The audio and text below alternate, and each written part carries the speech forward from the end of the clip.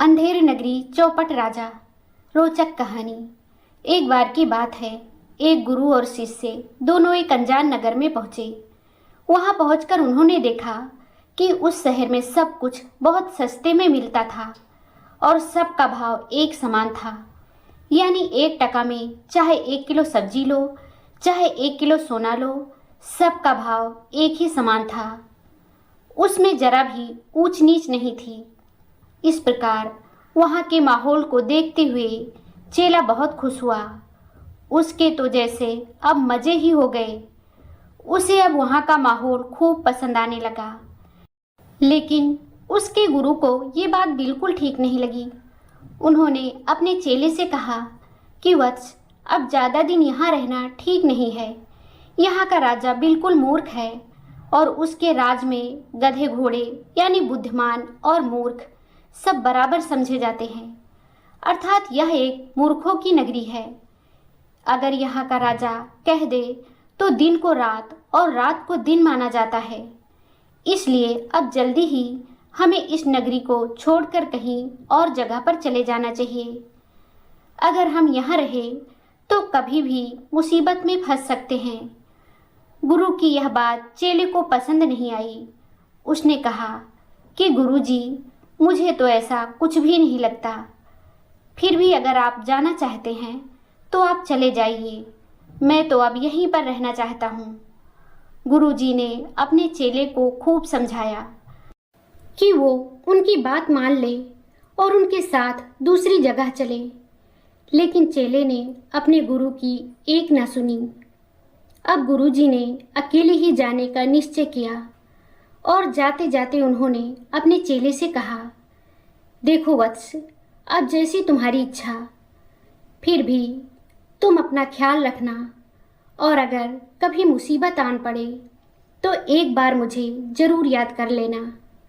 मैं उसी समय तुम्हारी मदद के लिए आ जाऊंगा। और ऐसा कहकर गुरुजी अकेले ही वहाँ से चले गए। अब चेला अकेला ही खूब मज़े से रहने लगा और खूब खा खाकर थोड़े ही दिनों में वो मोटा हो गया।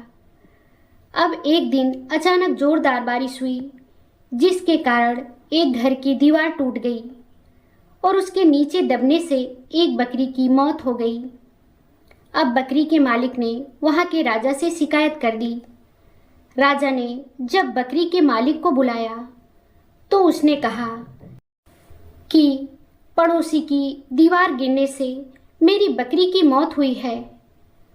तो राजा ने उसके पड़ोसी को बुलाया और उससे पूछा, देखो, तुम्हारी दीवार गिरने से एक बकरी की मौत हो गई है, अब इसकी सज़ा मौत है। ये सुनकर वो आदमी घबरा कर बोला, नहीं राजा साहब, इसमें मेरी कोई गलती नहीं है। दरअसल ये सारी गलती तो उस दीवार को बनाने वाले कारीगर की है।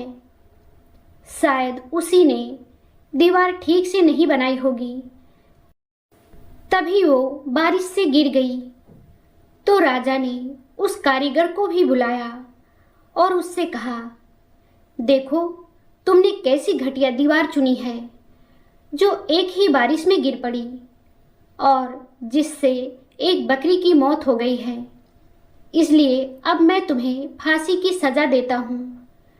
ये सुनकर कारीगर बहुत घबरा गया और उसने कहा, महाराज, इसमें मेरी कोई गलती नहीं है, क्योंकि मैंने तो पूरी ईमानदारी से उस दीवार को चुना था।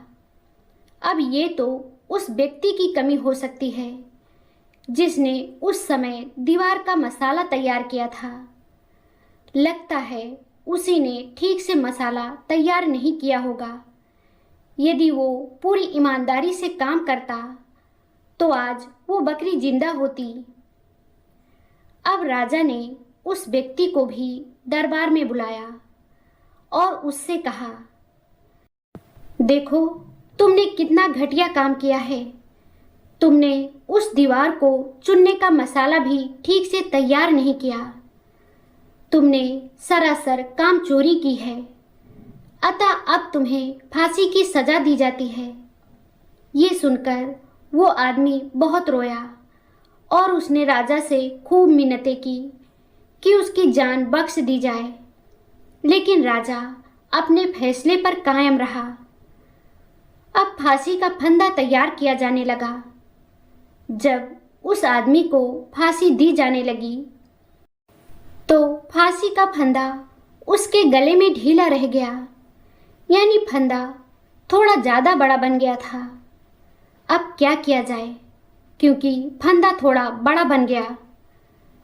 फिर भी फांसी तो हर हाल में दी जानी थी, फिर चाहे किसी दूसरे को ही क्यों न देनी पड़े। इसके लिए अब ऐसे आदमी की तलाश की जाने लगी जिसके गले में वो फांसी का फंदा फिट बैठ सके।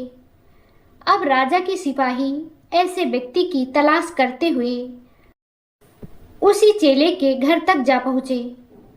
उन्होंने उस चेले को पकड़ा और जब उसके गले का नाप लिया तो फंदा एकदम फिट बैठ गया। अब सिपाही उस चेले को लेकर आए और फांसी पर चढ़ाने की तैयारी करने लगे। ये देखकर चेला बहुत घबरा गया। उसने राजा से खूब मिन्नतें की कि उसकी जान बख्श दी जाए, क्योंकि उसने तो कोई गुनाह ही नहीं किया है। लेकिन राजा ने उसकी भी बात नहीं सुनी और चेले से कहा, देखो युवक, हम किसी और को फांसी की सजा का हुक्म सुना चुके हैं, लेकिन उसके गले में ये फंदा बहुत ढीला है, इसलिए उसके बदले में अब तुम्हें फांसी दी जा रही है। अब मैं अपना हुक्म तो वापस नहीं ले सकता, इसलिए इस फंदे पर किसी को तो झूलना ही पड़ेगा ना। अब तो चेला बहुत घबरा गया, क्योंकि मौत अब उसे अपने सामने ही नजर आ रही थी। तभी उसे अपने गुरु की बात याद आई और उसने मन ही मन अपने गुरु को याद किया। संयोग से उस चेले के गुरु उधर से गुजर रहे थे और ये खबर सुना, तो इसके बाद गुरु राजा के दरबार में पहुँचे और कहा, हे वत्स, ये तो तुम्हारे लिए बहुत सौभाग्य की बात है कि तुम ऐसे समय मृत्यु को प्राप्त हो रहे हो जब ऐसा योग बन रहा है, जब मृत्यु को प्राप्त होने वाला सीधा परमात्मा से मिलता है, यानी उसे स्वर्ग में जगह मिलती है और उसे हमेशा के लिए मुक्ति मिल जाती है। ये सुनकर राजा ने कहा, हे गुरुवर, अगर ऐसा है तो फिर मैं स्वयं ही इस फांसी पर चढ़ूंगा। फिर उसने सैनिकों को हुक्म दिया कि अब फांसी के फंदे पर उस युवक को नहीं, बल्कि उसे ही फांसी पर चढ़ाया जाए। इसके बाद राजा को जल्दी से फांसी पर चढ़ा दिया गया और इस प्रकार एक चौपट राजा अपनी ही मूर्खता से मारा गया। कहानी की शिक्षा, जिस देश का राजा मूर्ख हो वहाँ न्याय की उम्मीद करना बेकार है। दोस्तों, यह कहानी आपको कैसी लगी हमें कमेंट करके ज़रूर बताएं। अगर आपको ये कहानी पसंद आई हो तो लाइक ज़रूर करें, शेयर करें और चैनल को सब्सक्राइब करना ना भूलें।